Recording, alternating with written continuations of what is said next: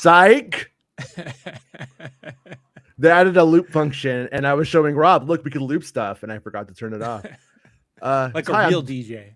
Yeah. Hi, I'm Jason Ward from MakingStarWars.net, and today we're going to be reviewing the newest episode of Star Wars Obi-Wan Kenobi, which was the 4th episode.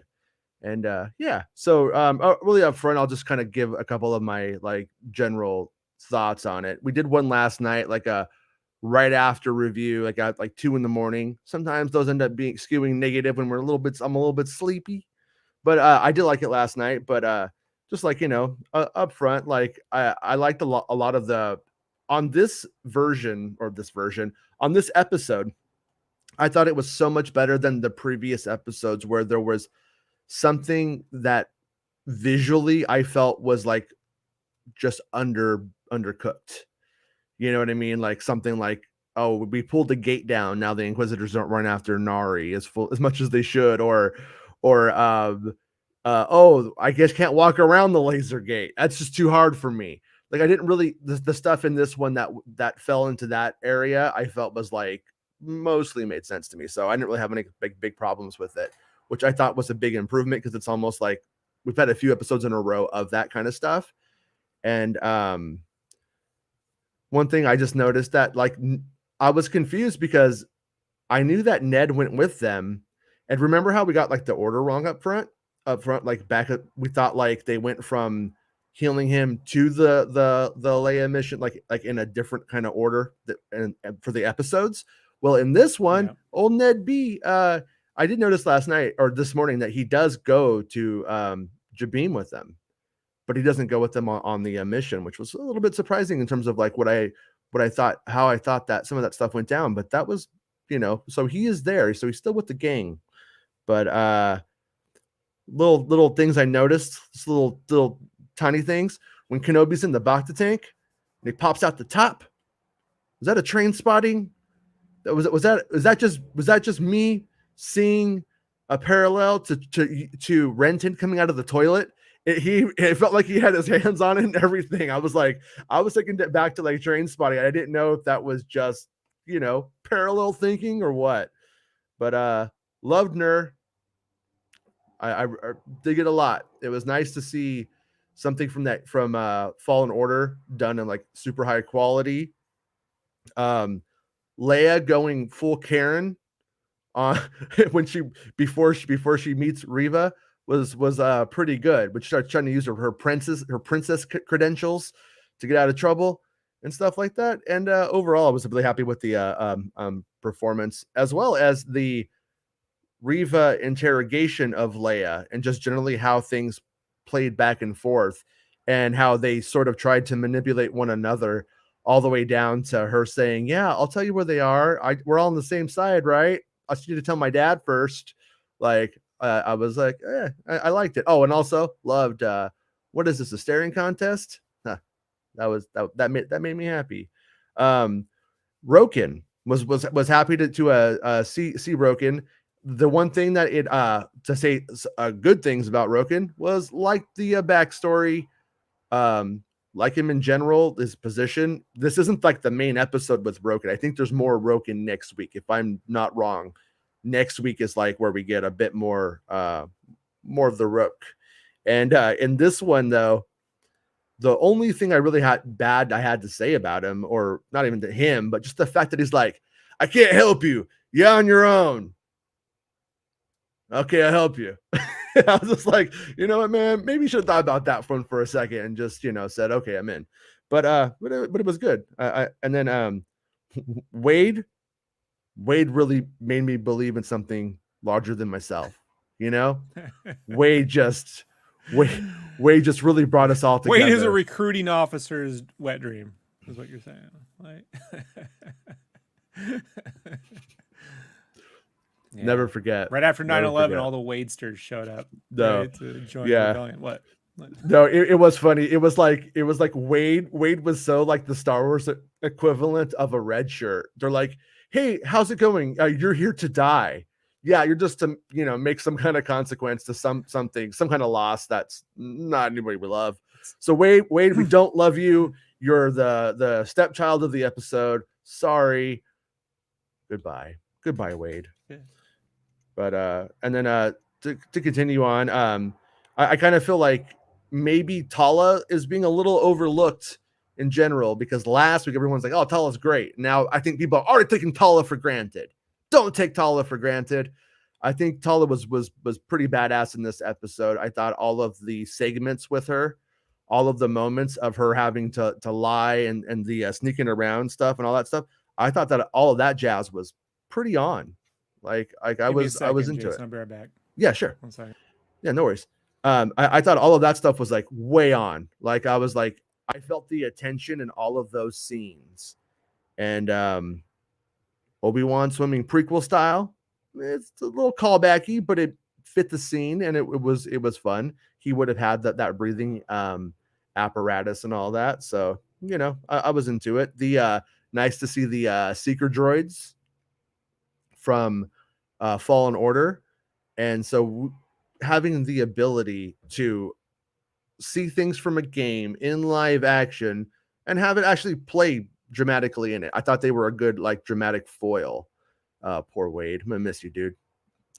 Yeah. So, anyways, little the callback moments, which I oftentimes really like, do not look forward to. I usually don't want callbacks, but Obi-Wan, you know, doing the little sound thing with the communicator playing, it was callbacky, but I also felt like it was in character, so to speak. It was a tactic that Kenobi would use. When Kenobi came out of the underground little water area up into the base, and he like beats the shit out of the stormtrooper, I was like, why doesn't he put the stormtrooper gear on? But then I justify, that's what I thought he was going to do at first. I was like, it's right there. Why wouldn't you do it? But then I figured it's probably a lot harder to like sneak around in stormtrooper outfit and gear and shit like that. And also, not what he did before, and it's what the other guys did before. So I'm okay with it. Terrace Sanube being dead, figured he wasn't going to make it far. He was like 300 years old. In the Clone Wars, Terrace Sanube is this Jedi Master who has a pretty good episode with Ahsoka. And one of the funniest moments in the Clone Wars is the really old man when he gets on the speeder to do the chase. It's a tortoise in the hare scenario, and he goes like 25 miles and like a 60 on Coruscant. Everybody's like fucking pissed at him while he just like chills. But that's not going to help you when Inquisitors are trying to, you know, put you in amber Jurassic Park style, apparently. Also, when we get inside that like Jedi tomb stuff, that little, I guess the Jedi tomb is what we'll call it. Little organ music played that I just kind of appreciated, that I thought was a nice touch. It didn't go very far into it, but it kind of had that funeral kind of thing, to little funeral vibe to it that I appreciated. Leia's torture sequences and stuff like that, dug all of that. Like I thought that was great. I thought that the little kid actor, that she had fear. You were afraid for her.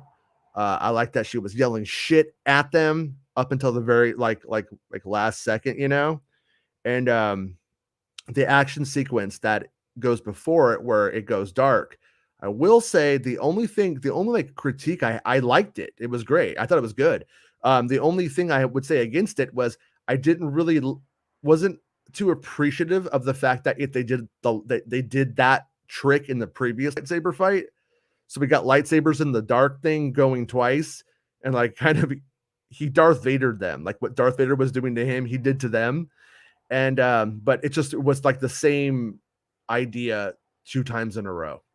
That's the only thing. I just kind of would rather have, I don't know, but I liked it. So I liked it more here than there for what it's worth, which is kind of unfortunate in a way.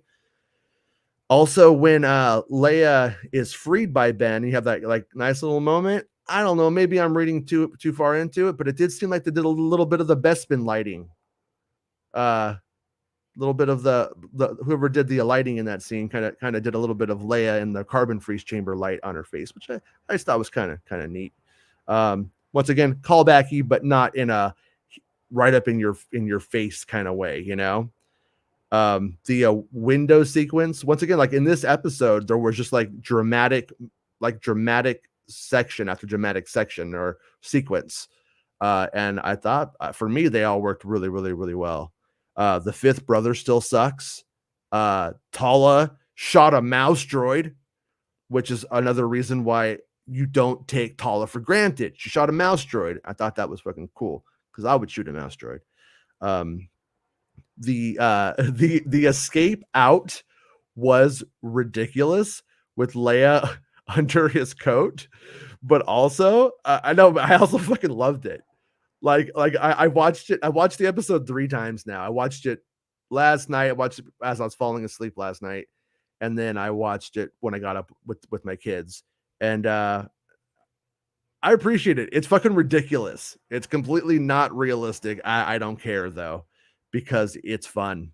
That's all I can really say. I can't justify it. I just thought it was fun. This I liked the moment with Tala too when they're getting ready to escape, and like Reva fucking is like calls her a traitor. She says like this is never who I was. Like that stuff right there was like I think that was a really great declaration of rebellion by that character. Like they now know, like there's no going back for Tala. She is completely in full rebellion mode at that point, and I liked it. And also little subtle details like I think they said like the air speeders were for like moving sewage or something. They gave some little like some explanation for why they had them, and so it's kind of cool that you see the air speeders just being this rudimentary like tool for life, and then now it's being used for to attack the Empire, which and save Leia. And thought that was cool. I did not like the visual effects on the air speeders in that sequence, but I ultimately liked the moment. So that's where I have just resigned myself to the moment's good. It plays fine enough. It could look better. I could see it looking better, but at the same time, like I said last night, air speeders have never really looked good. It doesn't justify it, but it's just like same old shit with the air speeders. And as for Star Wars fans, when Vader comes to accost Reva, I actually like his A New Hope speed. We talked about it a bit last night, and but he goes in with a lot of gusto, whatever you want to call it, and scared my kids when he came in a good way.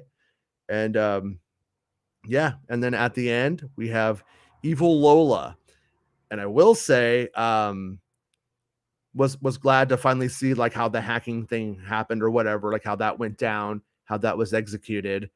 The red eye, I've been okay. A lot of shit in this episode.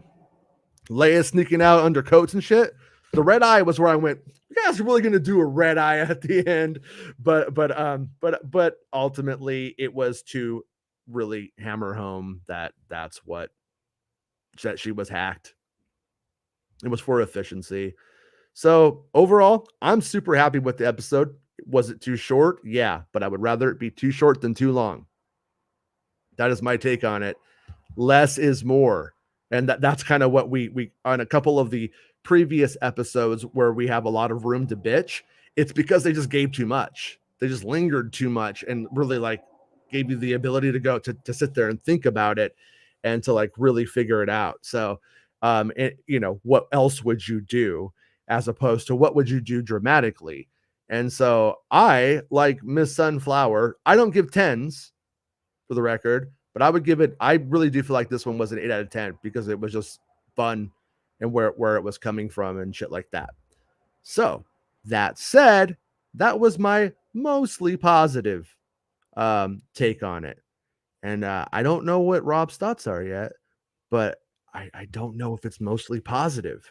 What is Rob's mostly review? Like where were you at? I don't like it. He doesn't want to. No, you have to. You have to. Series they're going to beat you up, but you got to let them beat you up because you got to be honest. Not for me. It's not for me. It's, yeah, I can't tell people. I would never tell people. I don't get what you love. I I like Avatar. Everyone here tells me I'm crazy, except like 2 people. So I get it. But I don't like it. Like, it's just very cheesy and corny. There's some moments, The thing I know Max would say, but what do you like, Rob? When she grabbed Obi-Wan's finger at the end, I thought that was cool. That was a good moment. Yeah, I knew it was working because my daughter was sitting with me, and I could feel her holding my hand. I could feel her doing it, so I knew it was emotionally resonating with my kid, which I thought was cute. I like when he was swimming around in the water with the I don't know, the greenish water. I like that, Thought that was cool. Yeah. That's it. Yeah. That's all I like, So felt like an hour, was like 30 minutes. It was weird. Felt longer. It felt long to you? Because that one felt short to me. And I was working out, so it should have really, I was watching it while I was exercising. I'm like, you know what? I'll do 2 things at once here, because I just thought it would blow. It just did not attract us. This fucking workout's taking forever. Jesus fucking Christ. Like, it's just not. This is not for me, folks. This is the stuff like with the prequels that I just like. It's got this hand in this corniness that I just don't like. I don't like it. Yeah. So, sorry.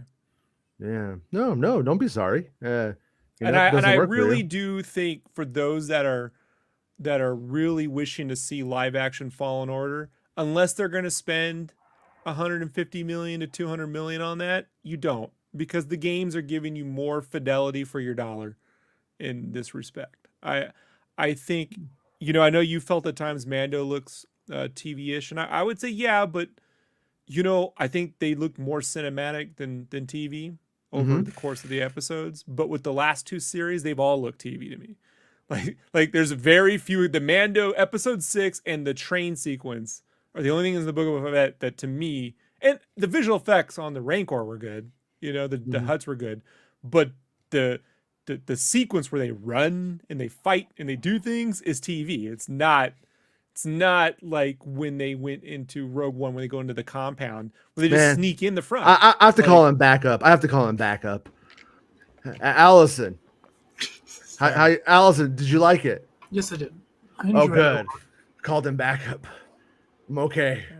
No, I'm kidding, Rob. I agree with Rob in certain aspects. It does look like a TV show. I'm not expecting much more, though, so I don't really care. Right. Yeah, not expecting much from Star Wars is what got me to stop watching Star Wars for like 10 years. So like, I don't want to go back I don't want to go backwards. I don't want to go back to the prequel era where it's like you got to do a lot of mental lifting that I just feel the storyteller should do. I hold Star Wars to a higher standard than a CW show. But in this episode, CW show from it, I did get. Let me explain to you some things I don't like, right? Yeah. So you can understand where I'm coming from, just from a visual standpoint. Lucas would never let ships come straight into the camera and then go straight down because they look flat. They look flat. Yeah. You would never do, even with models, it will always angle or show at a curve. He would never do this and then you go straight down. And they do this all the time. Rob, that's these. But what about in here? That's these. Yeah. What about in here? Yeah. Vader looks weirdly tucked in. There's something really close about his shoulders. It's because he has his cape in New Hope style, which is why they don't do that anymore. But they're not shooting him the way they shot him low angle looking up on A New Hope. There's always like a lower angle to him. They're shooting him from, and now they're shooting him. Yeah, now they're shooting him from a high angle, so he looks like all scrunched in. It's like you got the camera work is so weird to me. Like I'm like, what is going on? Like I get maybe they're trying to be different, but not different for the sake of being different doesn't mean it's better. There are weird things that like when they just said how crazy this fortress is to get into. They did a whole map. They told you it's in the Mustafar, it's in Vader's system. It's super hard to get into. But then like 2 sewage ships can just roll in and take everything out, and not one ship chases after them. It's just shit like that. I'm like, all right, you could go with it, but like nobody. That was part of my issue, is that the 2 speeders got in so easily. I mean, don't they have a point defense system? It's just this is like Attack of the Clones when they got everyone all gathered in an arena. They're gonna kill everyone, and then they just look up and there's this giant armada. No one noticed incoming. Like there it is. So what you're saying is it's really like, Star Wars. Nobody noticed a Star Destroyer. Let's be honest. If they put laser gates on the Death Star, we don't have a story anymore. You know. So like I thought what was funny is when they cut to Sully and her ship, the helmet and the goggles. I'm like, that looks like Anakin's pod racing helmet. There's something oddly cheap about it. The weird part, though, Jason, is when the episode ended, then it recommended the Phantom Menace to me. It's a nice coincidence, but it was using the Anakin helmet, you know? Yeah. And so I was like, what? Like, I felt when I saw it, I'd have to like look at it closer, but when I saw that stuff, it reminded me of the pilots from episode 8. The stuff that they were wearing, like some of them were wearing like those kind of goggles and stuff. Like I didn't like those either. Crews, yeah, but that's what I think. There's something very like bicycle helmety about it to me, you know. Mm-hmm. Yeah, they're not going that, like a CBC they're going with that World War One Red Baron-esque kind of thing, right? But I guess, man. I mean, it's just stuff like that builds up the things that are confusing to me. Like the Jedi Tomb, I was like, what is this for? Like, I'm just trying. Am I supposed to know these characters that he knew? So, like, I didn't see. If you were all the people we saw in the beginning of the episode, when they're in the Padawan Temple, you know, I think they're harvesting the midichlorians or something from them. Or hey, man, who the fuck knows? Like, no one knows. Well, the one this is my headcanon right now. Well, totally just my headcanon. This might be something for live action down the road. But in Star Wars Rebels, in a very early episode, Canon doesn't want to train Ezra. He's like, I'm not a Jedi. I'm not a Jedi master. But they think they found where one is, and they think they know where Luminara is. So he goes to take Ezra to Luminara, and when they get there, he could sense her. He knows she's there, and when they get there, it's her in a tank. Yeah. And it's just her body, and she's like mummified, and it's like it's bait, it's chum, if you will. And so I'm not sure if this is like part of that kind of concept. In Rebels, when they showed that, Luminara was like literally mummified. She was. Yeah, it was a trap that they had set to catch Jedi.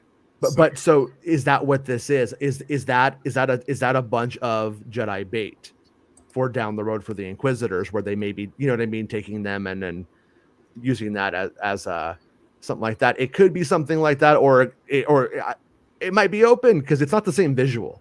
It's not the same visual, but it's also, not meant to give you an answer though. It's meant to intrigue you, Rob. That's my okay. They just kept the kid with the helmet on. It's just I get why it's on, but it's just I was laughing. No, I thought that last night. I imagine them all doing it. Hey, Steve, put him in, but keep his dumb little helmet on. Don't take it off. All right, man. Yeah. Okay. I mean, and then like when he drags Reva, when he force lifts her up in the air, right? I'm like, what if she were across the table and he dragged her across the, and she's kicking and screaming, she's kicking on the floor, and then he pulls it. There's just different things you can do. We already see Vader walk through a village and drag people. There's different things you can do that beyond just, I'm going to lift you up. I'm going to let you down. Like, there's just different things you can do to create tension and terror. And I just don't understand where I'm. Yeah, no. With that moment, my only critique of it was he picks her up. And then when he realizes that she's done something smart, he puts her down super nice. I was kind of feel like Darth Vader still would have dropped you a couple, like 6 inches. I got the feeling that Vader would have dropped her, but a little bit, a little bit. You know, I mean, it would have been like, you know. Yeah, he just would have kind of let it go. He said, he's like, I'm a gentleman. I have fed women with the Force before. Pairs across tables. Remember Attack of the Clones? Yeah, that was a good move. And so, like I said, it's a lot of little things that build up. When you have characters saying the same thing, oh, tell me where they are. Tell me what you know. I don't know anything. Tell me what you know. It's just like, if you're going to do repetition, let there be something to it. It ultimately goes nowhere. It feels to me, I know a lot of people say Disney Star Wars. It feels like Disneyland Star Wars sometimes, in that, you know, when you go on a ride and then it stops and then like things act out, like on a Disneyland ride, happen, and then you move on to the next thing. Like when we go into the Leia room and she's gonna get tortured, nope, and then like the Indiana Jones ride, okay, and then we go on to the next thing, and then and now and then Obi-Wan comes in and hits 2 guys, and then we go on to the next thing. I feel like though when they are doing sequence-driven moments, you're like, oh, now you're mad at it though. This was more sequence-driven. It's stuff. not a full sequence though. Like a full sequence is like, hey, we gotta get water. In, and then this. Oh, she can't help him with the. She can't help him. Okay, I gotta get through that. But then like she knocks out a dude, and he's just lying there on the floor when everyone can walk in. Like he's literally just lying there on the floor, like behind a crate. Like it's just there needs to be like an escalation towards a point. Like if they had used the Ned droid in some way as distraction for the base, like he's wrecking shop and all the troops are being diverted to one way so they can get to the other. You know what I mean? And then Quizzer's like, oh, we're being drawn away. That means someone's coming. So you like, then you could build off layers. I get that, but ultimately that's more convoluted and then would just probably have felt more messy. I feel like in the end. Well, okay. Well, you know what I mean, I'm just telling you why I don't like it. You know, we could argue what theoretically could and couldn't make better. But I sort of figure when they're getting paid millions of dollars to like conjure up some stuff that it's more than, hey, we're going to put her under his coat and then walk out the front door. Like the way to get it, if that's your plan, then he can go, really? And she go, hey, no one's expecting it. You know, like they could do that. You know what I mean? Let's give it a shot. It's too stupid. It might work. Have the characters recognize it's a stupid plan, and then you do it anyway. That is in vain of A New Hope or 77 style like thinking. You know, we could just walk with Chewbacca right through the whole Death Star. No one will question us. You know, kind of like there is a theory there, but the characters aren't selling these moments. They're just happening, and we're like having to do all like the head math. Well, I guess it's all right. It doesn't bother me. I'm not expecting much. Well, when I don't expect much, I just tune out. But I'm watching it. And I'm looking at it, and I'm like, this is the kind of Star Wars I don't want to see no more. You know? I'm done with the Star Wars. But I got two more episodes of it. Yeah, so. This made me happy. This made me very happy, honestly. So I envy you. I wish it made me happy. Yeah. What I'm a toxic YouTuber. You are a toxic YouTuber. What do you Orange Julius. What was really working for you and or what didn't? What are your thoughts? I want to make sure I thought it was a fun episode. I liked the fact that it built more character between Leia and Obi-Wan. I like the goofy infiltration of the base. I mean, yeah, it shouldn't have worked, but I don't care. That's Star Wars. Yeah, right. The Death Star shouldn't really have worked on either front, but it's fun that it did. I mean, also I felt that Obi-Wan started to kind of get his powers back. I mean, when he held up the water for a bit, then broke everything, and you saw stormtroopers floating. I thought that was funny. But yeah, that was pretty metal when the stormtroopers are all dead in the end because they got hit with the blast of water against the door. I like that. And I found the tomb to be creepy, which is what I thought it was there for. I was just like, oh, that's creepy. Oh, and they put the stupid hat on the Padawan and put him in amber. That's kind of disturbing. I know. I when I thought about that moment for a bit, I started thinking, I'm like, realistically, if they were really doing this and Star Wars was realistic, they would all be nude in there. But I don't really want to see. I don't want to see that. I don't want to see that old camel dick or anything like that. I'm good. So let them all keep their hats, is what I say. Yeah, I was just kind of like, oh, well, this is creepy. Yeah. So I said overall I enjoyed it. I can nitpick it to death. I mean, I have a lot of similar issues that Rob has. I don't like the way the speeders were handled at the end because they should have come in at an angle. Also, if she's truly trying to let them go, she should chase them with TIE fighters or something as well, for them to have to deal with it. Well, she didn't do the TIE fighter. She wanted them to get away because Lola had the tracker. Right, but and I'm even going to throw out there that you could, if you want to. If you want to give it got credit, away and they chased it with TIE fighters. Yeah, but the air speeders aren't going to. I don't think are going to stand up against everyone on the base knows. No, but what I'm going to say is knows she had a tracker. Vader didn't even know. But we don't know. But you could, for saying they should have called ships out. You could have said that Reva said not to. You could easily. They didn't show that, but they could easily say that. Or they could spend like 15 minutes covering every base of every plot point. All they had to do in this term, Jason, all they had to do is say, like, deploy fighters, and then she goes delay that order. That would have handled it. Mm-hmm. Yeah, something, but it doesn't come off that way. It's just like, all right, Right, but we do have a plan or whatever in play that I do think you can give it credit for. You can go, okay, I can see why that could happen. Well, as soon as she gave Lola back, I'm like, it's bugged. Mm-hmm. That was my first thought. I'm like, it's bugged. And here's the problem with that. Like they're in a Star Cruiser now, you know. Yeah. So like, if they go back, if they don't just take Leia to Alderaan and drop her off, then this is really gonna get dumb. Because like, if you have the Star Cruiser, just take her back. Your point is to get her to safety. You got her. If they go back to the Underground Railroad, this is an incredibly stupid story, Jason. I gotta be honest. They just take her to Alderaan, and then her tracking won't work. She's on Alderaan. Like, what if I told you there's complications? It's not, you know what I mean? There's going to be complications. Well, we'll see how they handle it, because as of right now, their way of handling, like O'Shea Jackson's character, I keep forgetting his name, man. Roken. I want to say Revan for some Roken. There's Reva, Roken. I'm they're getting too similar in my head. So Roken, Joe Roken. Don't do that. Don't do that. Joe Roken. Don't do that. Negative 100%. So no, but the reason that they don't take Leia back is he's sucking his own dick.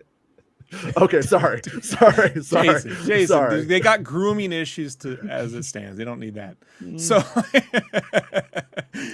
So like in a normal TV series, let's say it's 12 episodes, we would have had a good episode showing us Roken's background. Instead, he's like, I had a wife. She had powers. They got her too.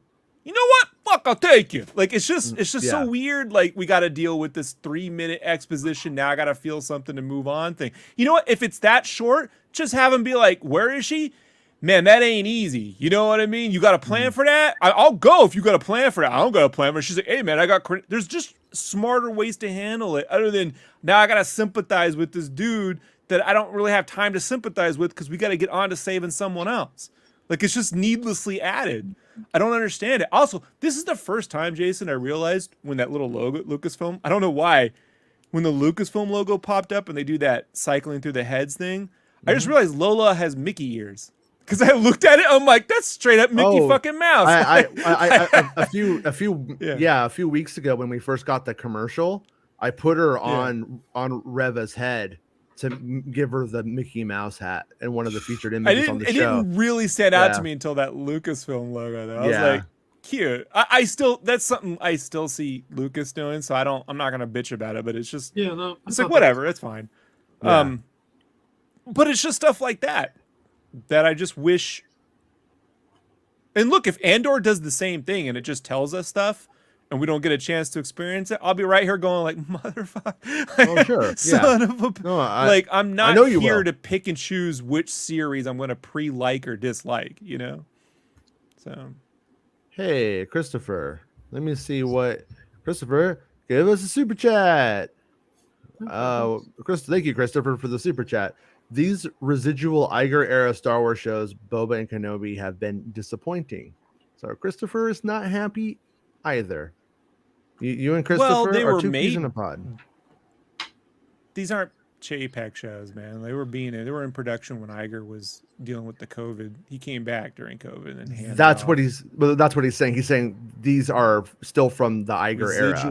I see. Okay. Yeah. Residual. Okay. Yeah, and it's like, so when you get down, but I honestly don't really know if Chapek or Iger really have anything to do with what Lucasfilm decides to actually like put out. I mean, obviously, if they were like, we want to make, a Wookiee documentary and that's going to be our primary show for the year, they would be like, no, what the fuck are you doing? The series. Yeah, they'd be like, no. Right. But they probably could say, we're making a Jodo Cost one. They'd be like, okay. You know what I mean? I think if this series, if this exact right. If this exact series were just animated in the Clone Wars Bad Batch style, I wouldn't be bitching. I expect this is like Lucasfilm animation level storytelling to me. Mm-hmm. Unfortunately, I think this whole thing would probably go over like 16 episodes and 6, like the problem is if you're going to spend like $1 million an episode, then you may as well just do animation. I'm not getting, if a low budget animation isn't cheap, but it's cheaper than trying to mix all the live action stuff. And just really quickly, we don't even know if this is low budget. We don't know if they're that's paying. The problem. I fear it know. isn't, and it just looks it to me. Yeah, we like, don't have any idea. Like that's what I'm saying. It's like, what if money's not even the issue at the end of the day? Well, that's why it's really important, Jason, to make certain that when you compose shots, they don't make your budget look cheap. You know, it's that's why look, they knew there was nothing cheap about making snow speeders in 1979, 1980. Yeah. But they knew that if you did a stop motion thing where it comes straight at you, you know what I mean? that's going to look static. And it's just constant little things like this where it comes straight down, or then when we like to complain about Batman Forever, when it comes into frame and it's like, right, and you're up on the cockpit and then you're like, woo! I'm like, that is the Batman Forever Batwing shot. You know, you got to be very careful about those kinds of shots, you know, like it's just, yeah. It's like, all right, man. Even in Empire, when they did come straight at the camera, they came at an angle. So yeah, low angle going above you, high angle looking down, you know, like there's just, when they came into frame in this, I was like, those look too small. Like I didn't get a sense of their size, that they could barely have a passenger. Yeah. That's one of the. I just decided to roll with that, how they all fit in there at the end when they jumped in. But I was like, yeah, maybe this one, maybe this one was for sewage, so maybe there's just a big tank back there for shit, and they just jumped in. Like if there was a bit where they're like, hey, like they did something and the only thing to show for it was these like sewage ships. We thought we were stealing dreadnoughts and what do we do with this shit, you know? And it's like Kenobi would be like, hey man, sometimes you got to go with the military you got, not the one you want. You know what I mean? And it's like, all right, what can we do to make this, like there could be ways with a little bit of time and a little bit of like finagling to make all that fit, but it just happens. And now we're stuck. This is why when I say prequels, Lucas did a lot of things in the prequels where you just got to accept that that's what he made, and then we got to like all sort it out, and you can sort it out. And some people find that to be fun. I'm like, it's the difference between The Dark Knight and The Dark Knight Rises. In The Dark Knight Rises, you got to do a lot of sorting out. I guess he got out of that prison and flew all the way back to fucking Gotham and got past all this shit, and no one fucking knows. Like, you got to do a lot of head math. You don't have to do a lot of head math. There's a couple scenes in The Dark Knight you got to do head math, but not consistently. And it's over and over and over and over again where I'm not a part of the ride. I'm now like, all right, So like with Roken in the beginning, the thing about the writing of that scene where I can both see your criticism, but I can also see where they were coming from, is the fact that he's already there, he's already helping out with the people on that planet. And he's like literally telling them, you need to go because you're jeopardizing these people. It's like one of the first things he says to them. So if it were a film, I think that scene would have needed to breathe a little bit more. There would have needed to be a little bit slower, a little bit more nuance to it. But they went with the bam, bam, bam, bam kind of stuff with that one. And curious to see if it pays off in the next episode in terms of like, do we just get right into it? You know what I mean? We know who Roken is, or is it just completely overlooked? But they do go back to the old Jabim next episode, so that will be a thing. And for all we know, they end up having to jump around, being chased for a little bit, and then the next episode after that, like we didn't really fly with them out. I'm just throwing it out there. I'm just saying like that criticism, they may be being chased by I don't know how they're going to do it, or if it matters. There just like comes a time when it comes to like head math kind of stuff when it doesn't matter because of what the story's I'm reminded. doing. I'm saying reminded of A New this Hope. isn't like Book of Boba Fett, where people are just like walking through the desert everywhere, and it's just like it does get ridiculous. This doesn't have that kind of thing to me. This just has movie, TV, fucking geography. But I'm reminded of A New Hope when Mark Hamill came out the the garbage chute, and in the next scene he's dry because they shot it like a week later, or a few days later, or a day later, or something. Yeah, and he's complaining. He's like, I gotta be wet, and then Harrison Ford goes, "Hey kid, this ain't that kind of movie." The thing is, it's edited or presented in such a way that it's moving, it's trucking along. You know what I mean? It's got an energy. This is like it starts, stops, start, stop, stop, start, stop, start, stop. You can ignore it when you're in the middle of a ride, but the ride isn't continuous. There's a lot of start, stop, stop, which is again like if I go back to the way the Battle of the Heroes fight sequence was laid out in Revenge of the Sith, it starts, then stops the minute they start fighting. Then we cut to Yoda fight Palpatine, and then that starts, and right when they start, that stops, and then it goes back, and it's this constant start and stop thing that I'm like, I can't get into it. In the same way that when they were maybe cutting between Jedi between 3 different areas, you were with each one long enough for that battle to play out. It's because there was less movie, so they were able to lengthen sequences. There was more things being shoved into episode 3 that maybe weren't done in 2 or 1, that then you got less time because a lot of things got to move here to move here to move here. And I feel like this is just one of those things where like going in and getting Leia from an impenetrable base, it's like, it's not impenetrable. It's just like, hey man, it's in the middle of Vader. Vader has a system. No one would fucking go there because who the hell wants to be close to Darth Vader, let alone no one's picked. There is no rebellion at this point. There's no fight. There's just a way to lay that out so that you're not thinking about how, this sort of thing. Like there's also a question I have too. When Kenobi's like they pull into the planet. They're not in the hyperspace. They pull into the planet and he's doing the force pull stuff. So then it's one of those things where it's like, okay, you're practicing, you're getting powers back.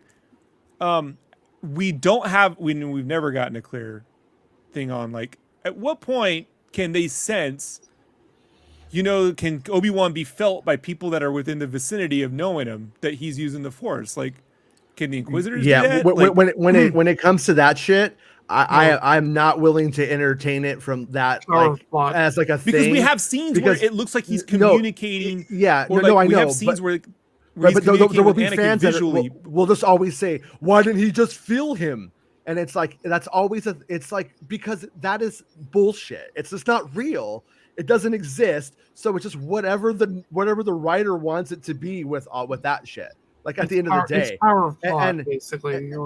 And it's like when Luke's, exactly. When Luke's hiding under the stairs, like why does he just feel right where he is and go find him in Return of the Jedi and murder him right there? Like that kind of stuff. Like that whole the connection thing and the sensing shit. It's like it's just always a half-baked fucking fake concept to me. You know what I mean? It's just all they have to do is ever address it in continuity, and then you never have to worry about it again. So like, look, whatever. Find that? I have been consistently not enjoying corny Star Wars for almost 20 years. So I've lived with they're just going to keep making more of it, and I'm going to get little pockets of stuff I love, and I'm fine with that. But when people tell me, "Oh man, you bitching, you're boring," I didn't tell you that. Great, don't worry. This little shit face over here. Allison told you that, but I didn't. I didn't say that. Not you, Allison, bastard. It did not. Allison said you were she said you were a bitch, and I said no, Allison, don't say that on the show. There we go. I'm a pretentious bitch, and I'm boring. Well, then there you go, Mass Verde. Allison, get off your sock account, Allison. There you go. That was mean, Allison. There you go. And remember that. Remember that when you guys complain about shit I like. Just remember that. Don't worry, you're getting more of it. I'm getting less of what I love because I'm wrong. You're getting more of it. Don't worry. You're a pretentious. I can't wait for it. You're I love this plan. I'm glad to be a part of it. Yeah. Yes. Yes. Yeah, I don't know, like I'm on the you do suck train, where I'm saying like, yeah, corny Star Wars doesn't actually bother me. I actually just think Star Wars is inherently corny personally. It comes from Flash Gordon, so yeah, it's gonna Yeah, have an element of corniness to it. that's where It my specifically comes fun from is. the Flash Gordon serials and the Buck Rogers serials. So Wait, does that have crunch berries or marshmallows? both. Okay, all right, yeah. No, it's like I need it to be like a mixture of those things, and then I'm happy. The one thing that I don't like that Star Wars will do sometimes is when it does the "we're all a family" and like they all laugh, like at the end of Book of Boba Fett. That ending exemplifies what actually pisses me off. Bro, that's a level. That's a level of cringe. That's gone from corny to cringe. That literally feels like a Too Many Cooks spoof. Mm-hmm. You know, that was just wrong. Yeah. Oh, thank you, Santa, for coming to the party. You were very late. It's okay. It's okay, Santa. Like, subscribe, and get all the notifications, please. I haven't really been a fan of Boba Fett since they redubbed all of his lines. Mm-hmm. I much prefer was Jeremy Bulloch. Was that his name? No, it was a different voice actor. I'm drawing a blank on the name right now. It wasn't Jeremy Bulloch. I much prefer the original dialogue to. I mean, I get why they did it, but I just preferred the original voice actor for it because it. Yeah, why don't you just replace James Earl Jones with Hayden Christensen while you're at it? I mean, this is the same. This is the same thing, Allison. Like I've been saying, like, okay, but when he puts the helmet on, now he has a different voice. How about that? You don't have to go and then change all the voices because it's inconsistent. It's like Hayden Christensen doesn't sound anything like James Earl Jones, like not even remotely close. No British accent, no thespianisms. But then they went and changed Boba's voice, and it's like it didn't do anything. No, you know, like whatever. I said I thought the original voice was far more menacing. And I thought he felt far more evil. And I don't really like what they did with Boba Fett. I prefer him as, well, a badass that just has almost no morals. Yeah. Or maybe his own personal or whatever. Tamara Morrison has been saying pretty much the same thing. Not that he wishes he wasn't in it, stuff, but that like I think we need to go back to Boba being an asshole is pretty much where he's been. You know, my pretentious ass hangs out at the Orange Julius, so you know, like, what do I know? I love Rob Bingo. We got a Rob Bingo. Got Uncle. I always lose at Rob Bingo though. Like I don't even get it. Leia should have been commanding the space battle in Return of the Jedi. This is why I quit Star Wars in 2002. Avatar reference. Yes. There's no texture. Yeah. George Lucas impression. Side eye roll. Yes. George Lucas broke canon in 1983. I was in the military. Yes. Sent a laugh. Hey, he can't do that with. Come on, guys! I don't even put an American flag next to my name. They should. Whatever. They should do VR strategy games. I agree. Random 80s reference. The Dave Filoni impression. Horror story about t-shirt design industry. Praise Star Wars Ronin Visions. Rian Johnson. Yeah, Rian Johansson. I have to give Savage Cabbage the credit for listening to you. They know. Look, Savage pays more attention to me than my own wife. Like, let's be honest. I thought you were going to say Savage Cabbage pays more attention to you than Star Wars does to canon or something. That would have been a good word. No, but Savage Cabbage has the best icon I've seen out of our family. I have to agree with that. But yeah, I mean, overall, like I do think they cut some of Luke's dialogue from the Dagobah scene on Empire Strikes Back. Like, you're lucky you don't taste very good or something. Yeah, they use like some of the alternate cuts. I'm like, the other one was funnier. So, I'll be honest. I think the line is better that they cut, but it had a weird like flub to it where when I was a kid, I used to have to rewind it. It was mixed. Maybe it was the mix, but it would sound like he would say, "You don't tape very good." And I was like, and I know it was taste very good, but it had like a weird, like the way, I don't know, there was something about it. It was cut or something. And I think that's what their issue was, but they should have just had Mark Hamill re-record the original line. Yeah, I would have preferred if they had just had him re-record it, but I never noticed that. It always sounded like taste to me. But yeah, it always sounded weird. It always had there was always a bit of a weird kind of sound to it. But you know, but like all in all, what I was gonna say was I do think that there's like two things going on all the time here though. Is visuals and story, and obviously they work together, and when one doesn't work as well as it should, sometimes no one's happy. But in terms of like the actual like story, like on this one right here, I think, I personally feel like, or I have a theory, I should say, that the shit it pulled in the last two episodes that tested people's patience has people being harder on this one than I think they should. I think if the previous two hadn't kind of tested people like Lasergate patience, I think that, or fire, why does he walk through kind of stuff, I think people would be a lot easier on the stuff. My problem with that was, why didn't he just pull him through the fire? Mm-hmm. Because, I mean, yeah, I just think he didn't want to kill him. I don't think he wanted to kill him yet. But once again, Flash Gordon, they wouldn't have done that. They wouldn't have done that.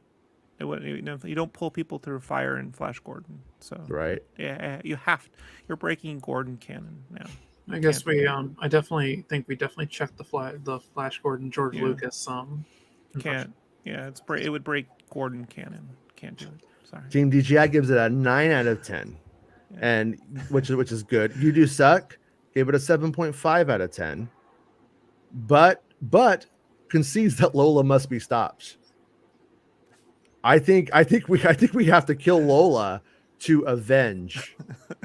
That's Wade. The moral of this whole story. We have to avenge the mouse droid and kill Lola. Darth Lola, and those are next week. Yeah, but I will say I watched the episode. I watched it 3 times now. Not making me more mad. The more that I am rewatching it or anything like that. So, as I don't know, super Star Wars fan, it's not pissing me off. I just feel, and I also feel like, not that it justifies the episode, and maybe I shouldn't even mention Book of Boba Fett, but we have. But like, compared to Book of Boba Fett, this is fucking Star Wars Shakespeare to me. Like good Star Wars Shakespeare, not those boring books that they did. I have issues with the series, but compared to the Book of Boba Fett, those are nothing. So yeah, like I could see this going a hell of a lot worse, and also I'm digging it. So overall, I liked it. I mean, I have my issues, but I'm just like, whatever at this point. Like, yeah, I'm getting a Star Wars show that mildly entertaining. It's like to eat at Taco Bell, Allison.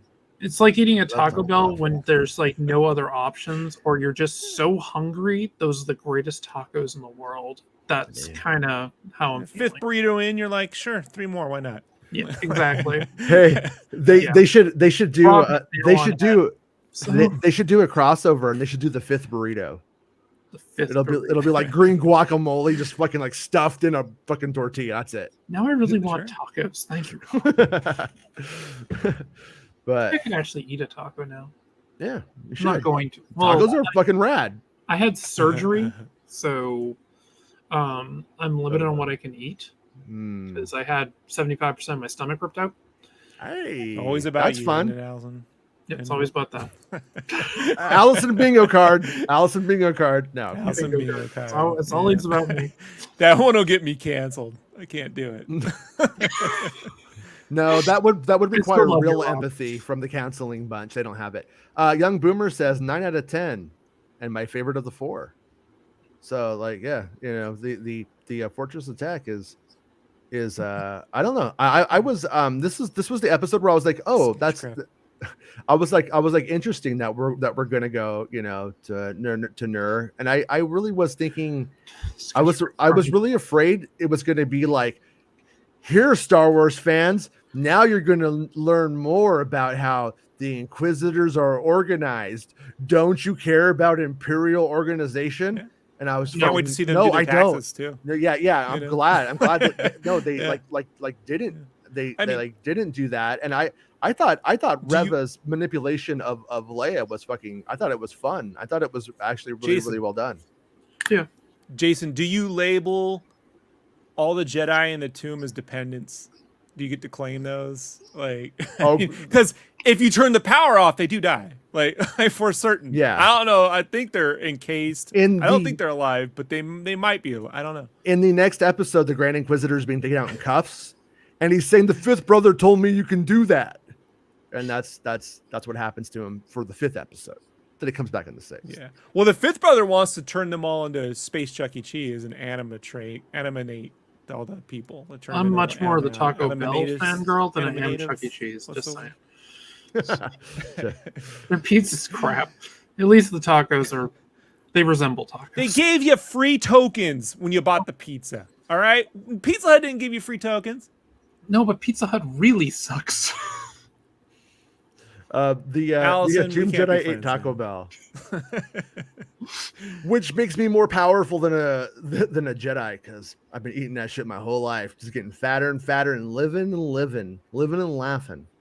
But yeah, I was also gonna suggest that maybe they're gonna do something that we don't know about, like maybe those bodies will be used in for reviving the Grand Inquisitor, like keeping him alive.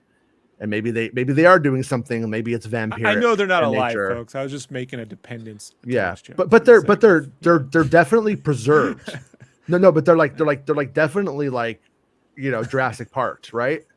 I mean, that was Amber that they're in, basically. Yeah, that's a style of fossilization can happen if Amber covers something. So yeah. Well, many Chlorians find a way, Jason. They find a way. Personally, I like the reference from it would be the quote from Guillermo del Toro's movie, The Devil's Back, when they're talking about what a ghost is, and it's like an insect trapped in amber. Mm-hmm. So they're kind of like that. Was my thought that they're ghosts in a way. Since they are essentially in amber, could those just be trophies? They could be. Could it just be a trophy room, basically? I mean, at the end of the day, I mean, because one of the implication I'm taking from it is in the previous episode, they're like, we don't know what happens to them, and then we get here and then we find this underground tomb and there's people in there, but at the same time, most of those people were screaming Jedi Order people to me, and Tala was kind of just talking about Force sensitives in general, just young people and stuff that are coming of age during the time of the Empire. So I'm not sure if those things are necessarily connected. They may not be. You would think so. You would think so based off of like the narrative proximity. Well, I mean, this goes back to the Clone Wars, though, when they were trying to grab Force-sensitive kids. And they still alluded to it in Rebels. Yeah. So, yeah. But no, I'm waiting for Hasbro to make the Jedi Kid in Amber toy. So. Hey, dude. Sith Secrets Room. You don't go in this Sith Secrets Room, Johnny. It's not safe in there. Welcome to Jedi Park. Actually, most stormtroopers go down there and have a smoke because nobody bothers them. Everybody's I did. I watched the episode with subtitles on last night, and something that I didn't hear in the basic stereo mix. I don't have my 5.1 hooked up anymore. I got tired of wires and shit when I try to vacuum. It's like fuck this stuff. But like I don't know if you can hear two stormtroopers and they're like, oh, I hate being down here. It's creepy. And the other guy's like, yeah, I hope we get a transfer soon. It's like as they're walking away. And the first time I saw it, I didn't catch it. But yeah, I always watch with subtitles just because it's easier for me. And I caught that. I chuckled. Yeah, it was good. Now the show that really did it for me was Miss Marvel. I love that. So. Yeah. Cinna Mama said, Reva didn't start to put the pieces together in this episode when interrogating Leia.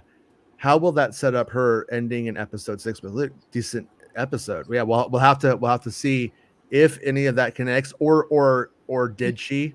And it wasn't clear.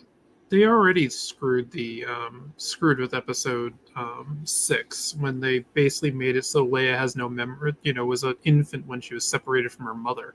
Mm-hmm. Completely destroys the quote that she had. Oh, bits and pieces, memories. Yeah, a lot of fans have been hoping that Leia would get a vision or would pull something from Kenobi that gives her what Padme was, or like what she looks like, or something like that. But it's a weird line that they have to walk with that, because if Kenobi knows that Leia is force sensitive, then once again he should just cut that other braid of hers, and she has the Padawan brain. They're ready to hit the road, Jedi school, and they don't do it. So he can't. So yeah, I was curious if there would be an interesting way of going about that or not, but yeah,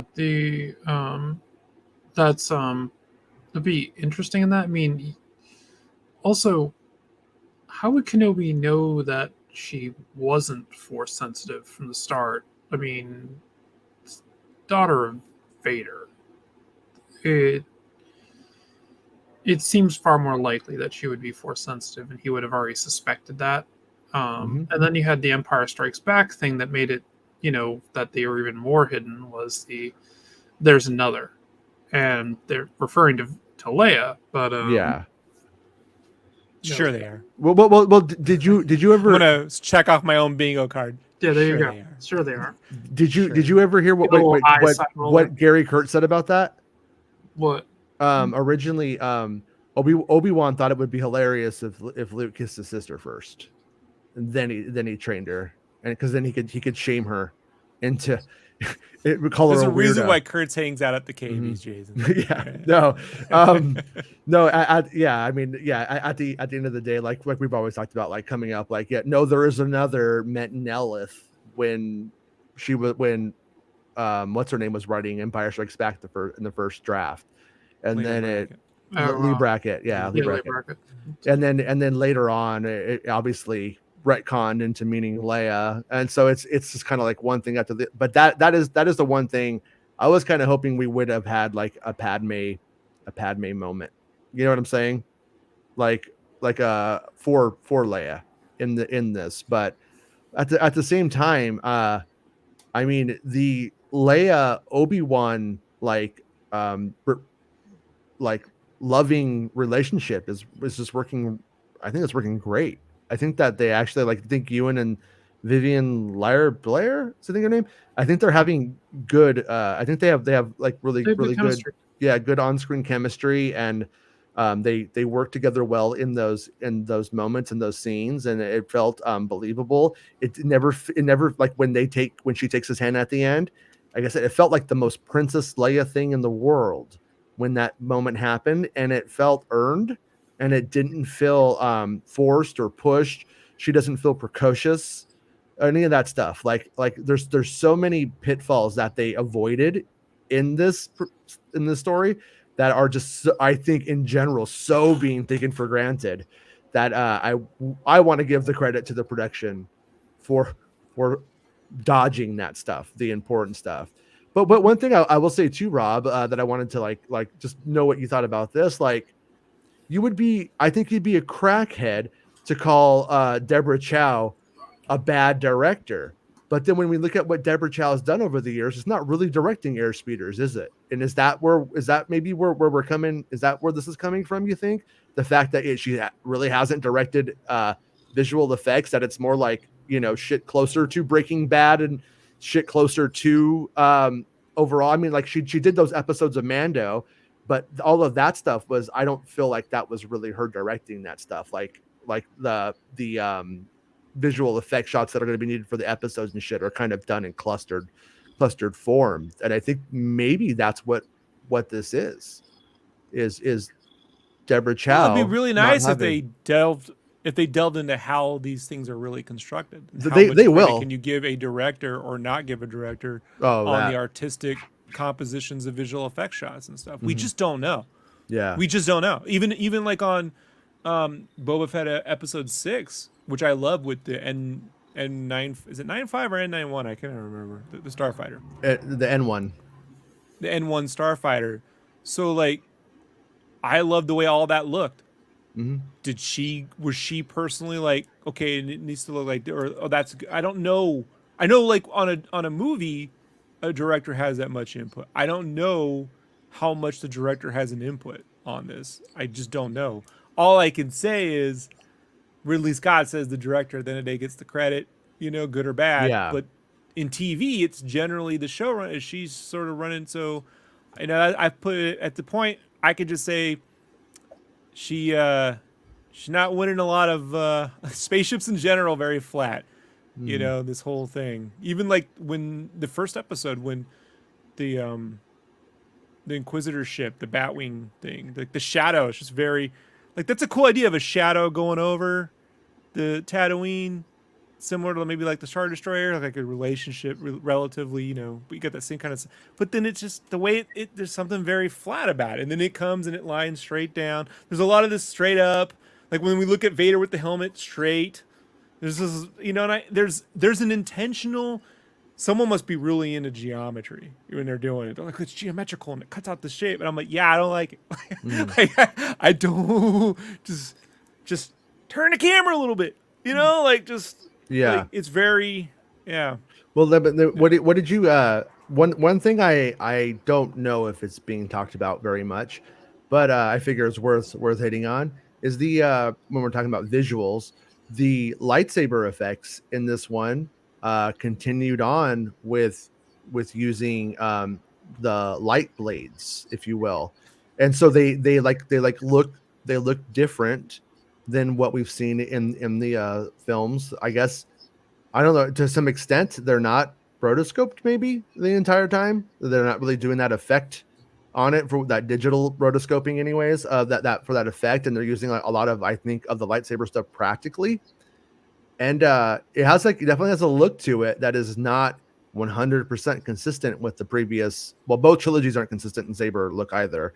So it's just, but this is how they're looking here, and a lot of light is shown in frame and on around the actor, and I'm mostly liking it, but at the same time, I'm curious if most people are, or if anybody's even noticed, or am I the only one who's noticing the fact that they look a lot different?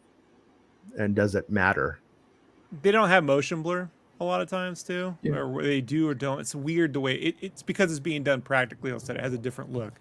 And for me, I like somewhere between the way the sabers looked in Jedi and in some of the sequel stuff. Like, the most digital I've liked the lightsaber would be like Last Jedi probably.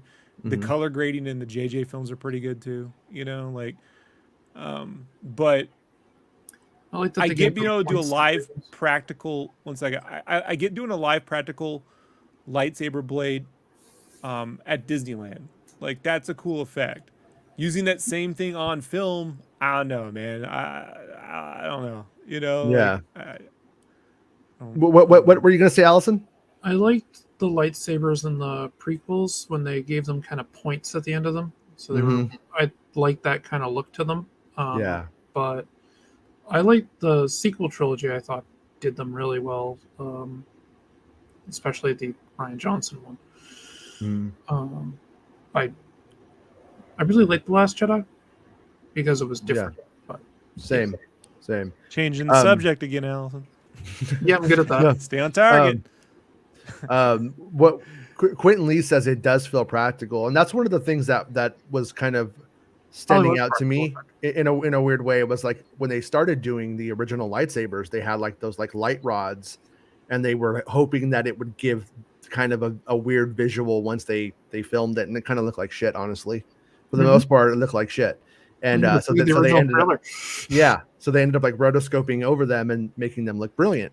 Kind of muddy at first, and then they got better as the movies go on. That was one of the things I liked about them going back and fixing is when they did like the special editions where they fixed the lightsabers to make them look better.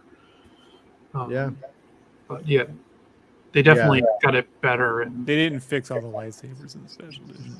Luke's they in 2011 they fixed a bunch of them. In 2011, for the 2011 Blu-ray, because I had wanted him. They fixed it a few times, and they kept fixing it and fixing it. The problem is, can't be showed up by fan films first. Fan edits. What was that, Elson? I said Han still should have shot first. Oh yeah, you know, I always said George Lucas didn't feel good about it. Didn't feel good about the moment. I know in he his didn't feel movie. good about it. So I don't care. no. So I'm like I was okay. And he had a son, and his son, he didn't really like the idea of showing a movie where the guy was gunned down like that in that way. And then after the week that we've been having here in the United States, I feel I kind of even get it more where George Lucas was coming from back then than usual. But Quentin Lee says with enhancements in post via color correction. Yeah, that's kind of where I was kind of taking the discussion is, will these lightsaber effects, will this lightsaber like angle that if they're going with, like I'm curious if it's something that is like sustainable, or if it's just for this episode, or just for this run, for this production, and if they should keep doing it or not. Like I feel stylistically like I'm kind of liking it stylistically in this as a unique thing for this run, but in a way I kind of don't want them to do it anymore, or at least not exclusively. I don't like the lightsabers having a pure white core, Jason.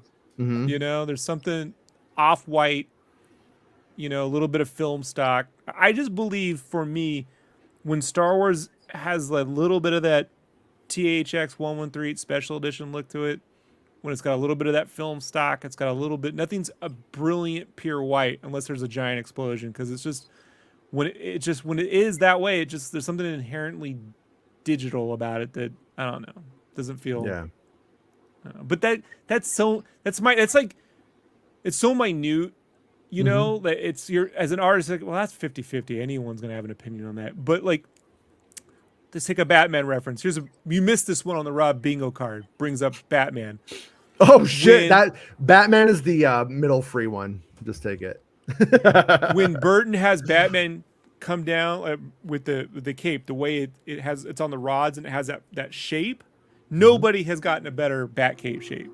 No, than that. Nobody's done Batman through the windows. It's always like flapping and waving and shit. It doesn't have that look. Like, that look to me is still like, that's how you cut a shape out of a frame and be like, that's fucking iconic, man. Like, you never forget that. Everything else has been weak sauce since then. Or the Batwing. I've never seen a better Batwing. The Batwing's the third best starship ever made. It's an X-Wing, Millennium Falcon, Batwing, and one Starfighter. Like, that Batwing could be in Star Wars, man. Especially now at the Inquisitors. But, right? That's true. So the Inquisitors should be flying Batwings. Yeah, I'd be okay with that.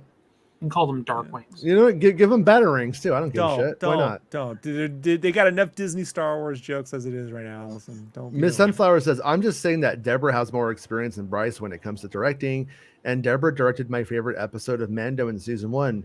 Yeah, right now my evaluation of it, and it could be wrong, but is that Deborah is rocking the elements about character and about the interplay between the actors, and what's really important on a big way right there. I think she's nailing that.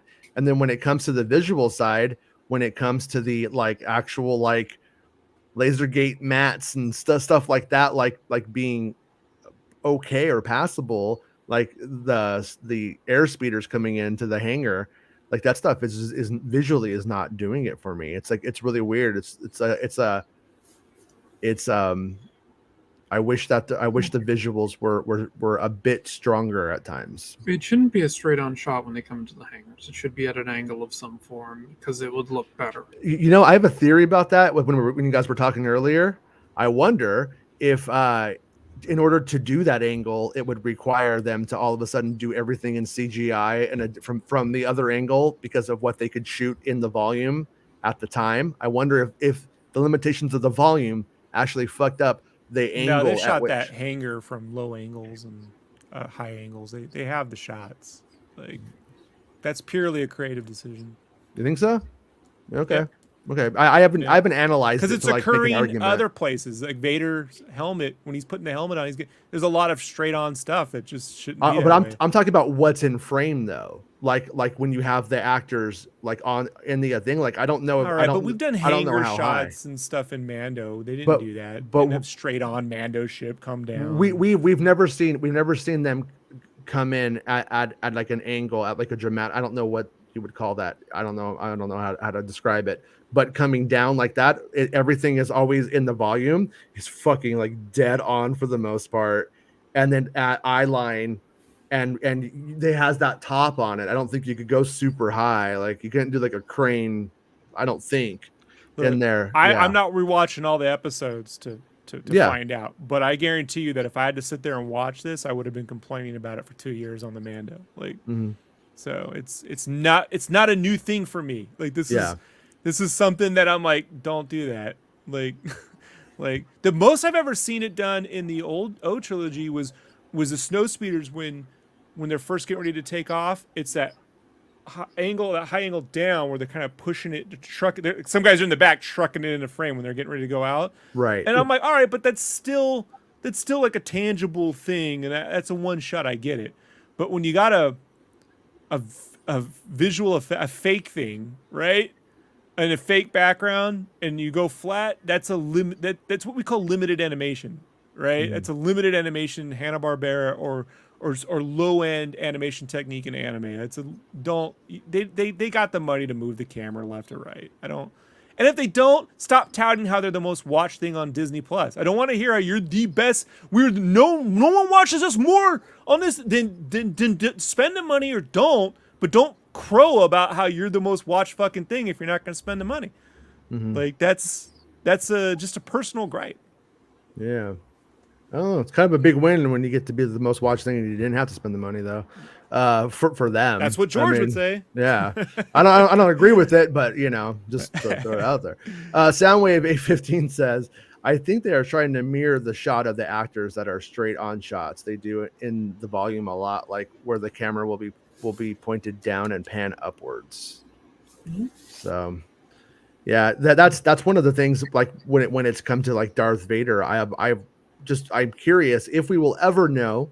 Maybe it's not. Maybe I just don't fundamentally like how Deborah Chow shoots Darth Vader most often, which could just be the case.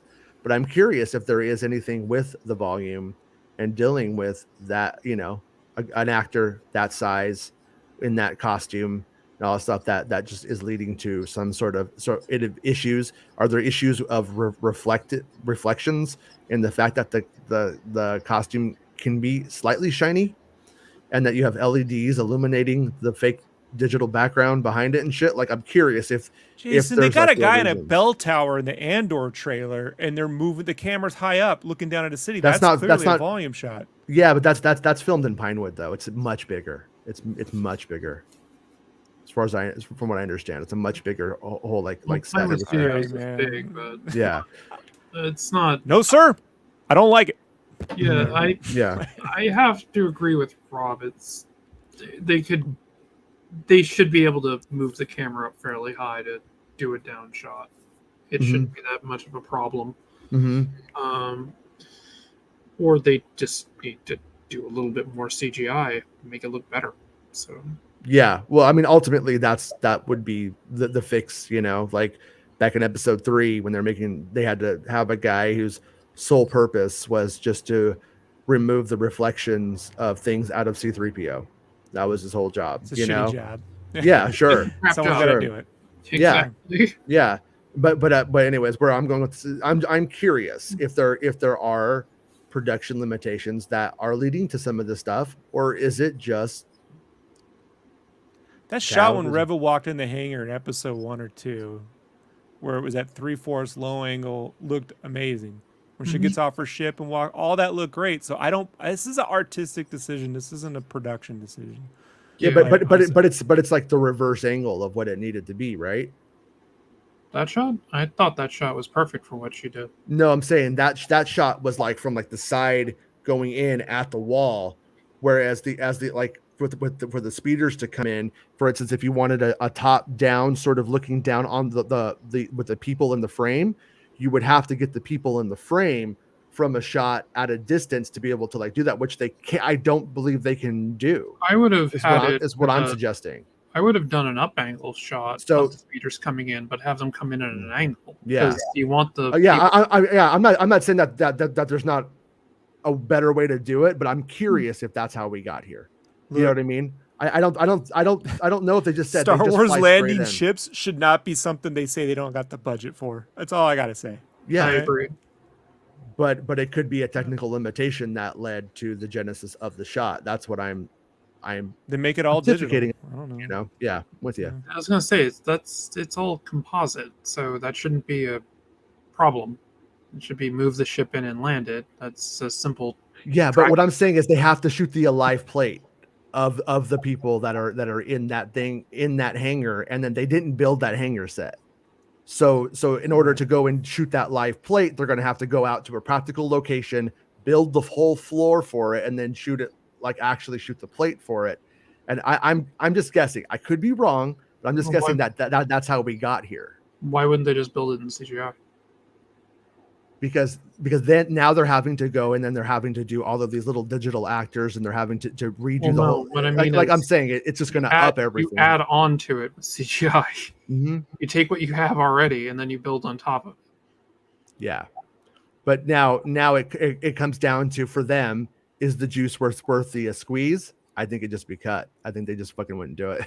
Personally, that's my guess though. But oh yeah, those snow. The shot doesn't look good.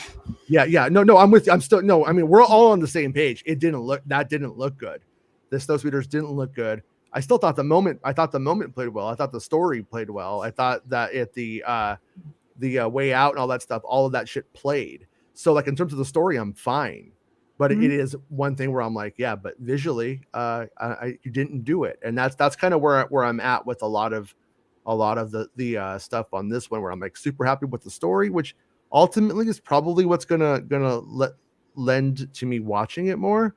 But then also too, I'm curious if I'll care about the score, because that's one of the things about Star Wars over the years, is that the most rewatchable Star Wars movies, I feel like you watch them to listen to the soundtrack. I personally don't put on soundtracks and remember what I saw. I would rather just put the movie on and then just kind of like have it on, and that's how I enjoy soundtracks personally for the most part. But that's what gives a movie a lot of rewatchability to me. Fucking never ending story. You get Valkyrie fucking flying, I'm in, man. I'm totally about it.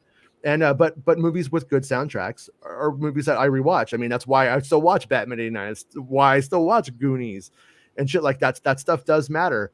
And I'm curious to see how I feel about this score, because right now I don't know if I love it, and I don't know if it's going anywhere actually memorable, or if it just feels like a ton of source music. And so right now I'm kind of like 50-50 on it. And when we get to the sixth, I think the sixth episode is going to redefine the earlier ones. If it's rad, then I may feel differently, where I start to feel that things were being sewed. You know, it was a tapestry, you guys. But I also think I would probably be foolish to hope for that too much at this point. I was really excited when they announced Natalie Holt as the composer, because I love Loki. It's top tier for me, man. Love everything about it. The art direction, the cinematography, the acting, the music. Love it. There may as well not be any music on in this series. It may as well just be Ben Burtt's wet dream. No music. I love Loki, but Loki looks like shit. I think Loki looks like fake, looks like Doctor Who fake shit to me the whole time. Don't shit on Doctor Who. I don't want to hear. No, I'm not shitting on Doctor Who. I'm saying it looks like Doctor Who. And yeah, I think the difference is when you get to the Star Wars movie, you start to we expect cinematic, and then the when music we get in the show is non-existent. It just doesn't exist. It's beyond irrelevant. I have to struggle to remember any music during an episode. Yeah. Smith Sunflower says the music in the show is not hitting. I love Kenobi's theme, but it's underused. And that's like the big question, is because like the thing with the design of the score is that it's downplayed. It's minimalist during the depressive parts. As Kenobi comes back, we grow our orchestra is the idea. So that's where I'm hoping it comes together, and then I appreciate the earlier stuff later. But we will see in 2 weeks. I'll know for sure. The young boomer says a less than 5 second snowspeeder arrival shot, though. Exactly. That's the thing about this show that I have found frustrating on the cultural level, fandom is the fact that these little kind of moments that usually kind of aren't that important or really don't matter, a 5-second snowspeeder arrival shot. It's like the fact that like it's flubbed goes and then it sticks out like a sore thumb. Lasergate sticks out like a sore thumb. That's where, but that's what's so annoying. Is like I love the show, I love the story. Like, I'm completely I'm invested in it. I'm into it. But then it's like fuck, man. Why did you have to like drop that right there? You know, like when I think about like if I'm in a room and like we got snow speeders and they're gonna come in and save the day, I'm like shit. All right, cool. Check it out. Like, what if they had to come in low and you're tracking with them along the fucking water? You know what I mean? And they're like this, and you come in there and they're like, we got it. And then they pull straight up and then like drop a bomb and then flip around. There's something you could do where you're right. Look, the ships, all these things that are cinematic work better when you're right with them in the action. Mm-hmm. Here we're on the back. Look, there it is back there. It's coming in. There did the thing. There it came. Like, that ain't. Don't shoot it that way. Like, this is why Top Gun is hitting with so many people, because you're with them. You can be digital and still be with them. The fucking Navy wouldn't give Disney the snow speeders for this one. Huh? Look, well, they're still sour about Iron Eagle, but like, you know, nobody could rationally steal a snow speeder from them. U.S. military, so they won't do it. Not with Dak on the case. They should be right with. There's just so many things like artistically, like when in Episode 6 of Boba, when he's flying that N1 around, like that shit is fucking dope. When you're right with him in the cockpit and you're seeing him like go through the pod race, you know, he's going back through Beggar's Canyon, and I'm like, this feels like he's in a BG fighter, like in a BG plane, like in Rocketeer, right? Those single like the BG. I thought you were talking about the BGs again. No, the BG was the prop plane in the Rocketeer. Yeah, like.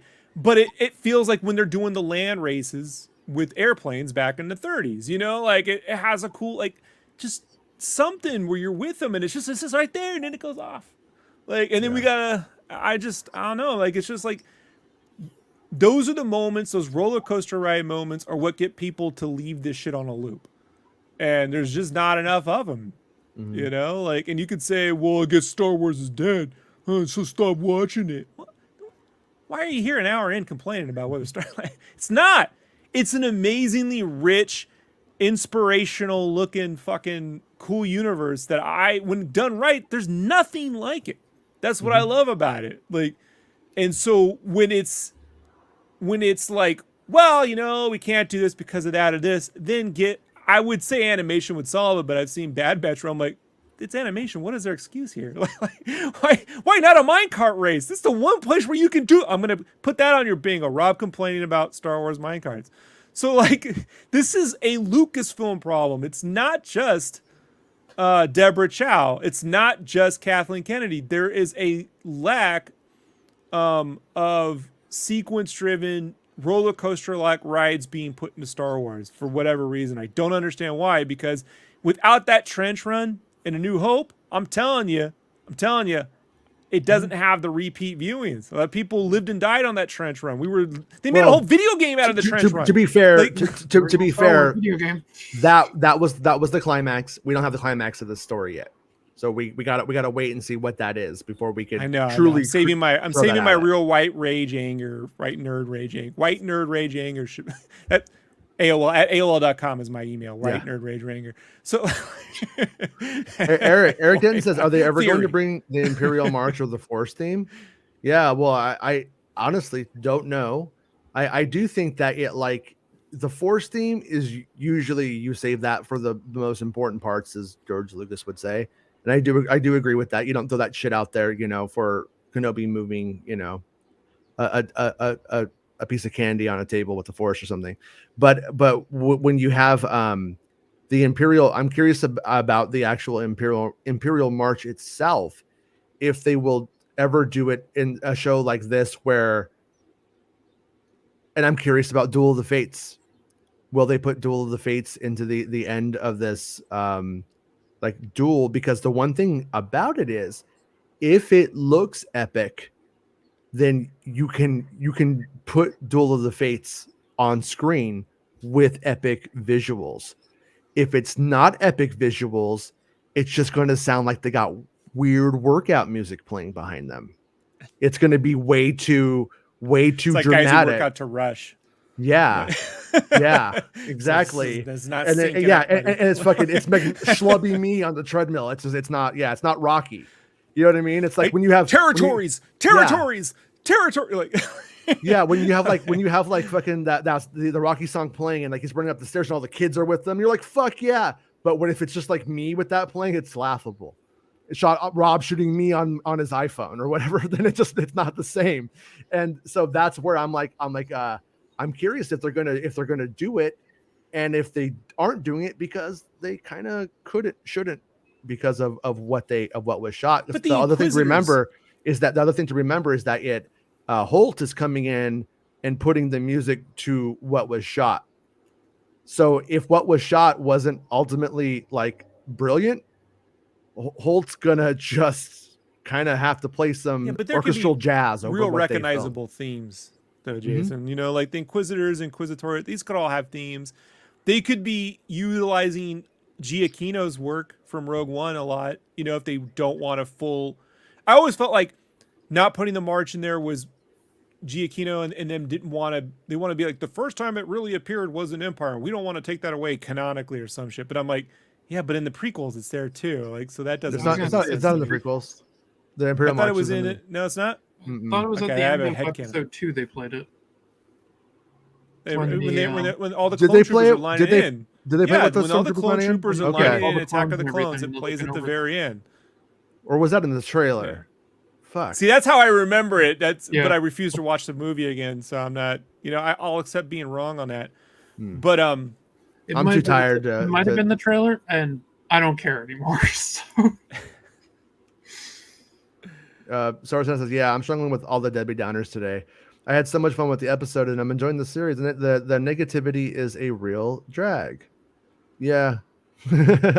Oh no, Rob force ghosted out. Yep. I think he's gonna go watch the scene. Oh, Jason! It's nothing but laughs and giggles here in the North Pole, and the naked bots are here too. Thank you, Santa. I love Obi-Wan. This was the present I asked for.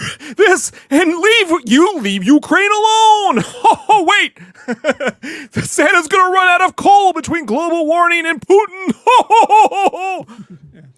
So, Mr. Mike, Miss Marvel is my jam. Porter, whoa. I know, right?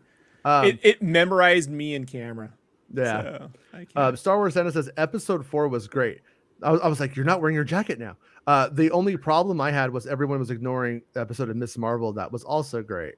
Yeah, I didn't have time. Fantastic.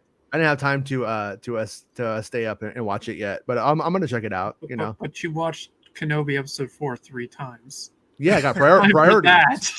Called priority. I'm not making Miss Marvel. I'm making Star Wars. For the record. That's quote of the day. Yeah, that's definitely quote of the day, and so that should be clipped and put in all the wrong possible ways. So. Arya says, Jason, I don't think I can handle another wave of Reva hate if they do a season 2. Maybe they should just drop it, laugh aloud. You know what? I don't think so. I think if people don't like something in the first time they watch it or the first season or whatever, they just shouldn't watch the second season and then ruin it for everybody else who does. I mean, it's just that simple. It's like, you know, when you go to a party and the party's playing a game that you don't like, you just don't go to the party, or if you do, you play the fucking game. And you don't sit there and go, I hate Uno for an hour while you ruin everybody's time. Hang out and chat and just, be like, whatever. Just be cool. Yeah, or just be cool. You're like, yeah, everybody's playing. I don't care. I'm just gonna sit there and talk. But yeah, but I do hate Uno, though. you hate Uno? I fucking rock Uno. I think the look of it is cool, but people playing it is this is just annoying. Because there's always some asshole has to like slam it down. Uno, dos, tres, cuatro. Oh, sorry. Yeah. Our Arya says, but maybe they should just drop it. That's where I'm. That's the angle I'm coming from. It's just like just fucking drop it. But at the end of the day, Arya, like I know that you've paid a lot of attention to I'm not trying to get you into the cult, I swear. But it's just like, at the end of the day, stop paying attention to the people who frustrate you repeatedly. Like there's going to be a day where I have a take that you're just going to be like, I hate your take. And that's fine. And same thing with you, Arya. You know what I mean? You're going to take, I'm just like, I don't agree with you, Arya. You're crazy to me right now. But when people repeatedly just like drive you crazy with their takes, yeah, I'd say just stop, taking that content, following those people on social media or whatever, if they're ruining your time. Like that's my take for the most part. I just don't. That's why like people complain about certain like YouTube shows or whatever. It's not really my problem because I don't watch it. I don't know if you guys tell me about it. I don't watch other people's shows really about that. If they come off and they're like, "Oh, this sucks," I'm like, "Yeah, I don't want to hear your opinion anymore. You just don't like it. Fine. Yeah. You don't need to watch it. You can just, live your life with other things." Yeah. Yeah. No, it's true. I mean, at the end of the day, like Rob was saying earlier, you don't want to ruin somebody else's good time. It's just not the way to do it. I mean, I have learned, Jason, in my brief existence Prove in it. this reality. Prove it. No, I'm kidding. That I can be very much like Schroeder in the Peanuts cartoons, where depending on my mood, I can bring the whole fucking room down, or make everyone super excited. That's why I love you.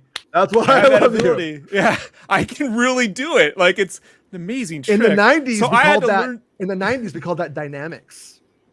Yeah, I've learned to keep my big mouth shut, as Louis Gossett Jr. would say in Iron Eagle. When he went on that rant, I remember my dad looking at me. That's right. You keep your big mouth shut.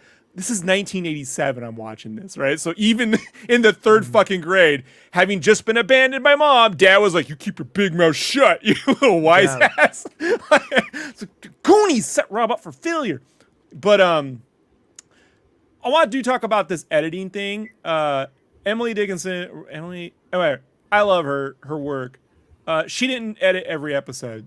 It's her and another editor. The editing on episodes, I think she's like 2, 4, and 6 or something, and there's another editor on 3, 1, 3, and 5 or something. So like every other one kind of situation. Yeah. And the editing on 3 and 1, where the Nari stuff was no good. It was weird, and like he shows up in the desert. There's just weird cuts, and 3's editing was weird too. So, that's assuming they had the coverage for the editor to do anything with it. Assuming they have the coverage, yeah. I mean, but they were in LA. Well, isn't that why they got the coverage? Isn't that isn't that to guarantee they said when they bought that land, Jason, in El Segundo, it came coverage guaranteed. Guaranteed.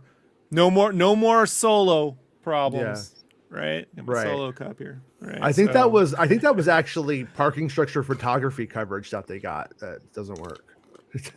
So I do think, though, look, when you're on a project this big that has hundreds and thousands of names, it's a group effort. But there are few people at the top that get to make decisions, And so what is the point of having a director and producers if we're just going to blame the person who made the thing, who made the music or made the editing? Like, it's still the director's decision. It's like giving Marshall Lucas credit for saving Star Wars is not right. Like, she played a part in it, but George Lucas is the reason why that movie worked. That's it. Like you take him out of it, there is no movie. So, but if I put the emphasis over here, I have a really cool hot take. Ooh, yeah.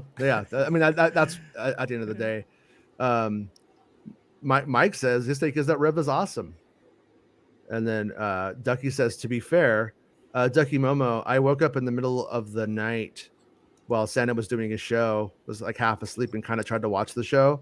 Realized we forgot to do Santa's thing again because you ended up not staying up, and I waited for you to do the thing. Not your fault or anything like that, but I waited for you to be with you to like do it, and then it just totally fucking blanked on it. I was like, oh, damn it! But Ducky has been rocking it, and I said, but Ducky says, to be fair, everyone hates downers until they themselves are down on something. Like Jason said, don't let anyone ruin what you love. Easier said than done. Yeah, totally. I mean, that's at the end of the day. It's kind of like where you put your focus.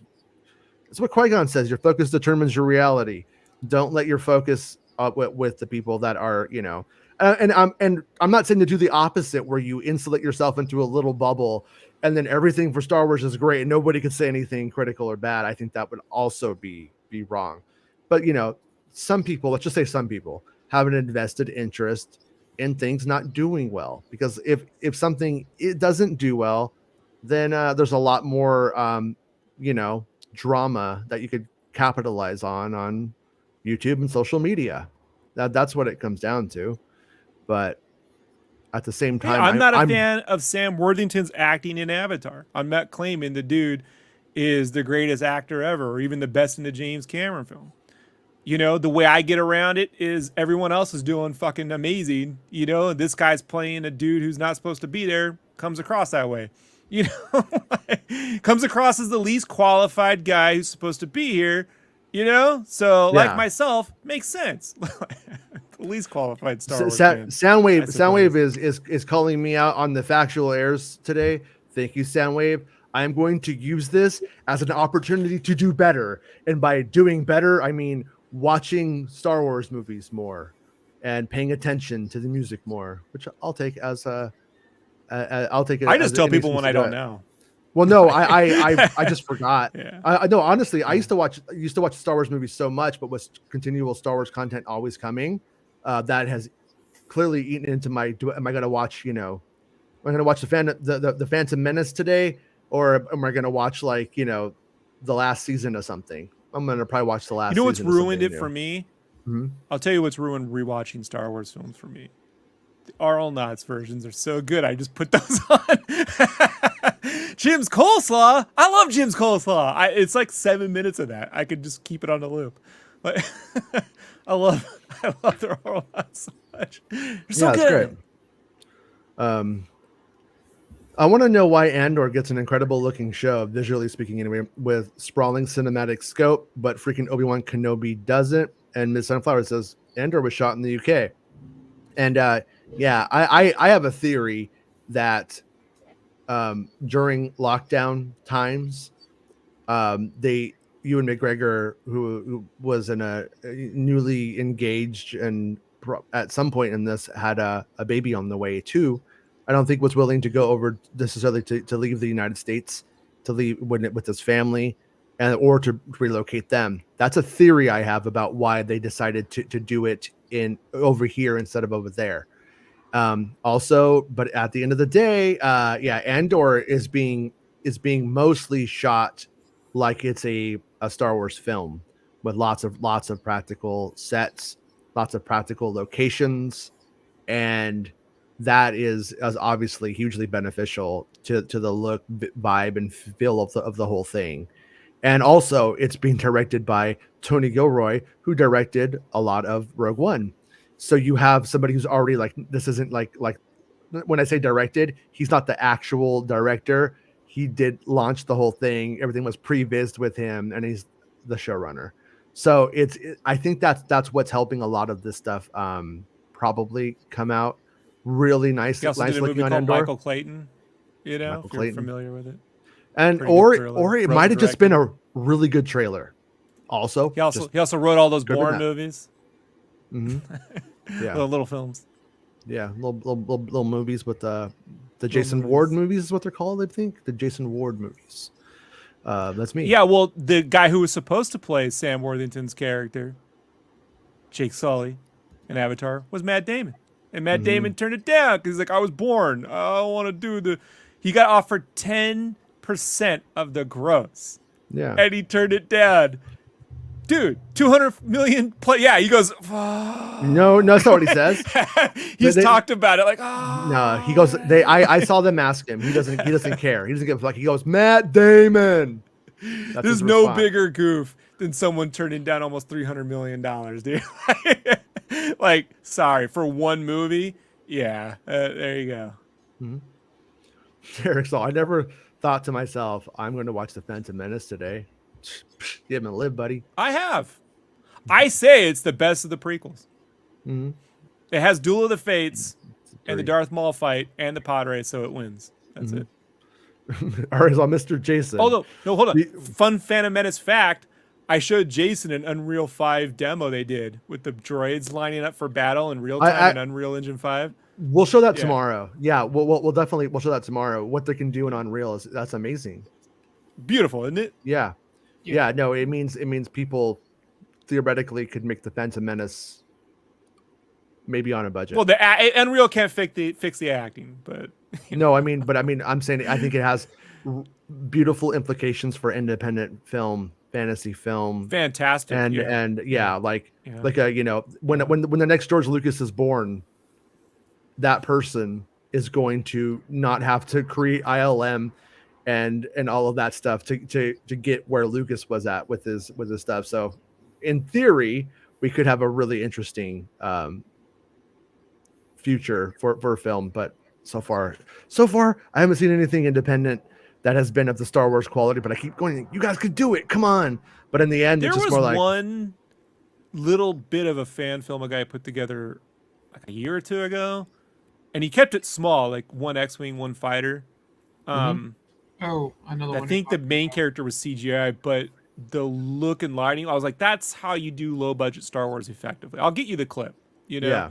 Like, it's just like with clever lighting, picking the right time of day, you know what I mean? Like, there's all the things that indie film does, to like get around the limitations of, expensive color grading and all that stuff that could be done that work really well. But yeah.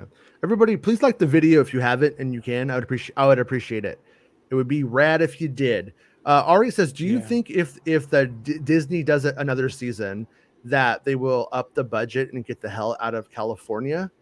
Realistically, I love those crews, though. No, well, I mean, the thing about it is that that's not necessarily the problem.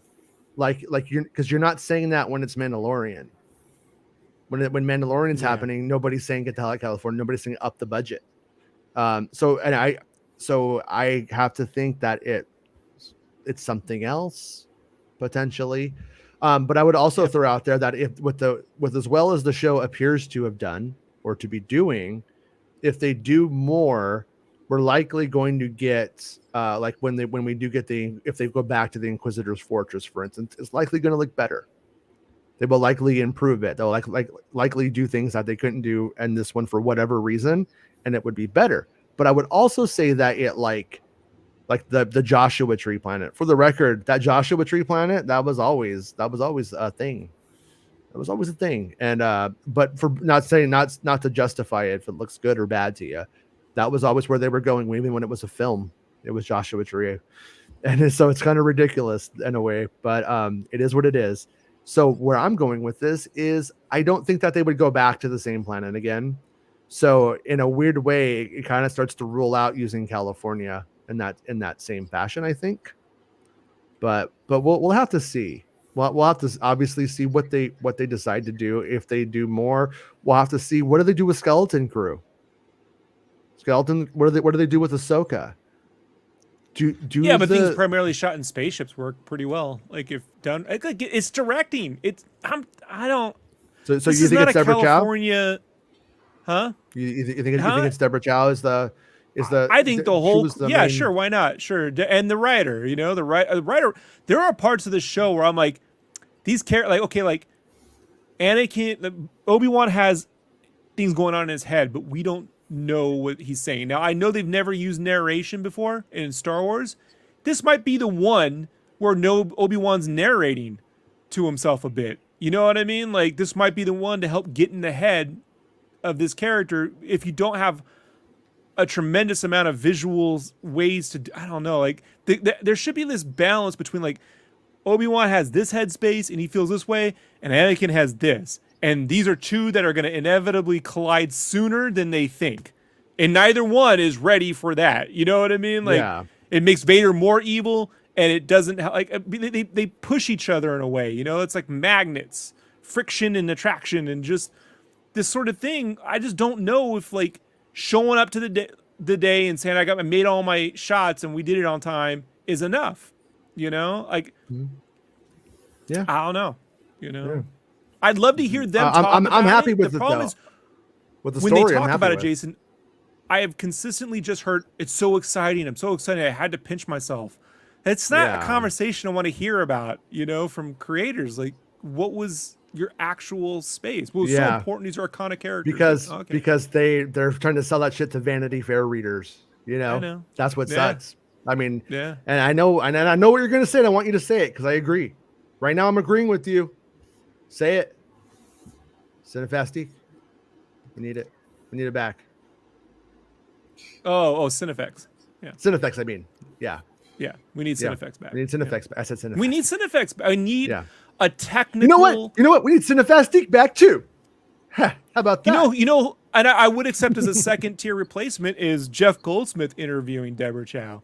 Because Jeff Goldsmith, he does a podcast called The Q&A where he usually interviews the writers or directors of films, writer-director films. So he's interviewed Ryan. He just did an interview with Matt Reeves for The Batman. Highly recommend listening to it. Okay. Highly recommend. Because he like we were talking about interviewing people who interview well, Jeff Goldsmith does it in a way that is non-confrontational. Like he's really good to like ask the questions we all want to know. And then if it's not gonna like do anybody any favors, he knows when to move on too, Right. So, yeah. Yeah. No, I would. I did see something about them saying like, everybody got into visual effects and all this stuff because of Star Wars, and without this stuff, people don't care, or they may not be inspired to want to do it. So the making ofs were always a big deal to me. But then here we are, and when we do get the stuff at the critical moments before release, it's all about we're all family, like I was saying, in essence. And then when you go the other side of it, it's not until I think we'll get a gallery about this episode or about this series most likely, and that should be cool. But I wanted to hit on this just really quickly. Penny's hungry, so we got to go get some lunch.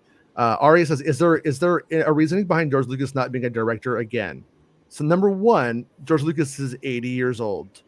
He's pretty much fucking done. Number two, he never did a movie for hire in the studio sense. And so he's not going to really do that now.